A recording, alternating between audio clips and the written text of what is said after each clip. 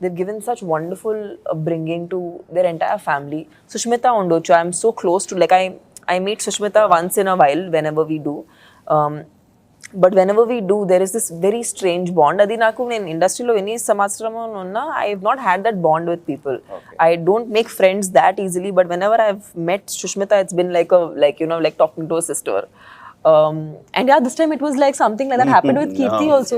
We met Kirti and first time నేను introduce చేస్తే ఇద్దరిని we've not met before. ఆ తర్వాత చూస్తే నాతో మాట్లాడు మానేసి వీళ్ళిద్దరు ఫ్రెండ్స్ అయిపోయారు. నేను ఒక్కడిని ఇలా కూర్చోండి, నేను కదా పరిచయం చేశాను నీకు.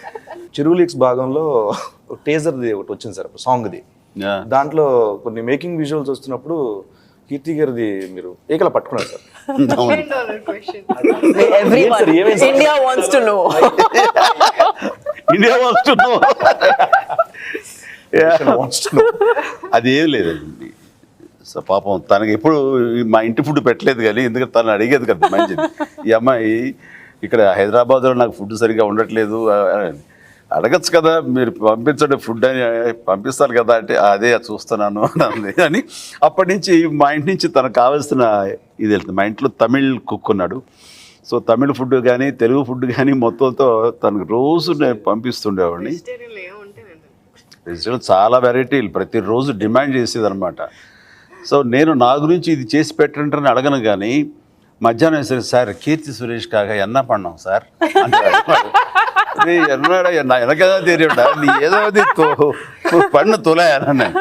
సరే అంటే వాడు కొన్ని వంటలు చెప్పాడు, ఈ అమ్మాయి తిని భలే ఉంది, అది బాగుంది, అది కొంచెం తగ్గింది, అది ఏదైనా కొంచెం సెట్ చేసి మళ్ళీ కరెక్ట్ చేసి పంపించమండి. ఇది హోటల్ అనుకుంటున్నావా నువ్వు, కరెక్ట్గా లేదని పెద్ద డిమాండ్ ఏంటని. సరే సార్ రేపేం పంపిస్తున్నారని అప్పుడు కోపం వచ్చి పీకపోతే ఇప్పుడు చెన్నైలో షూటింగ్ ఉన్నా చెన్నైలో వేండా సార్, హైదరాబాద్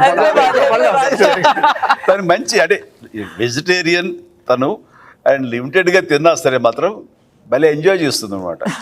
అండ్ తనకి ఆ టైంలో అనమాట. మెహర్ సార్, బాస్తో మూవీ డైరెక్షన్ అనేది ఒక కళ సార్. సో ఎలా ఫీల్ అవుతున్నారు సార్ అని మీకు, అంటే నేను అక్కడ కూర్చుంటే కానీ నాకు నాది వేరే సార్, మీకు ఎలా అనిపిస్తుంది? అంటే సినిమా రాసి డిజైన్ చేసి అందరితో కూర్చుని సత్యానంద్ గారు రైటింగ్ టీంతో అన్నయ్యతో ఇలా అయితే బాగుంటుంది అని అన్నయ్య అప్రూవల్ తీసుకున్న తర్వాత ఫస్ట్ డే షూట్ ఒక 700 మంది క్రౌడ్, ఒక సెట్, అన్నయ్యని ఫస్ట్ షాట్ అంటే సెకండ్ హాఫ్ ఫస్ట్ స్టార్ట్ చేసావు నువ్వు కూడా. అవును సార్, అవును సార్. అన్న ఎలా ఉంటే బాగుంటుంది, ఎలా వస్తే బాగుంటుందని అనుకున్నప్పుడు అందరూ స్క్రీన్ ముందు కూర్చుని అన్నయ్య వచ్చినప్పుడు ఎలా ఫీల్ అయ్యేవాడినో ఆ ఫస్ట్ షాట్ దగ్గర నుంచి నేను అలాగే ఫీల్ అయ్యా. ఆ ఫస్ట్ షాట్ ఆయన వచ్చి నడిచి రావటం, మీ అందరూ ఉండి మనం ఇప్పుడు ఏదైతే లీక్స్లో చూసిన కొన్ని గెస్చర్స్ ఉన్నాయో అవన్నీ ఫస్ట్ షెడ్యూల్లోనే ఆయన చేశారు, ఇంక్లూడింగ్. సో ఎవ్రీడే మనం అనుకున్నది అన్నయ్య చెయ్యింది అంటూ లేదు, కానీ కరెక్ట్గా ఆయన్ని ప్రజెంట్ చేస్తున్నాం కదా అందరికీ, దీన్ని ఏమీ ఆక్షేపణ లేకుండా వస్తుంది కదా అని ఒక దీనిలోనే ఉండేవాళ్ళం. But everyday జూబిలియేషనే. షూటింగ్ అయ్యేటప్పటికి అనిల్ గారు నేను మాట్లాడుకోవటం, ఎయిటర్ మేము కూర్చొని మాట్లాడుకోవడం, కరెక్ట్గా వచ్చింది కదా, కరెక్ట్గా వచ్చింది కదా, దీనిలోనే ఈ డ్రీమ్ ఇక్కడ దాకా వచ్చింది. సో ఇప్పుడు పోస్ట్ ప్రొడక్షన్ లాస్ట్ లెగ్లో ఉన్నాం, అయిపోయింది షూటింగ్ అంతా. సో ఒక సాటిస్ఫాక్షన్తో అయితే డ్రీమ్ని ఆగస్టు 11న పరిపూర్ణంగా ఫలితం వస్తుంది సార్, అంతే సార్. అనిల్ సార్, సో సార్తో సినిమా, సో చాలామందికి డైరెక్షన్ చేయాలన్నా, ప్రొడ్యూస్ చేయాలన్నా, యాక్ట్ చేయాలన్నా కల సార్.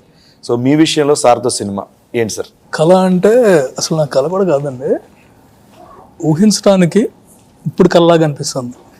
ఏంటంటే వేదాలను చూశాను, and not everyone can do it. మేము మాట్లాడుకున్నాం, అది అసలు ఎక్కడో టాపిక్ ఎక్కడ అన్నయ్యతో ఎలా ఉంటుంది అన్నారు, అంతే. బట్ ఏమంటే నాకు చేస్తారు, పెద్ద పరిచయం కూడా లేదు ఆయనతో. నాకు అప్పటికి ఓన్లీ 2 ఒకేషన్స్లో నేను కలిసాను. సర్లే నీకెవరికి ఇన్వైట్ చేయడానికి ఆ ఫంక్షన్ లేదు, చెబుతాను జాగ్రత్తగా డీల్ చేసి, నేను కంపల్సరీగా చేయాలి, ఏదో ఒకటి చేసి ఎలా అయినా పర్లేదు నేను చేయాలి.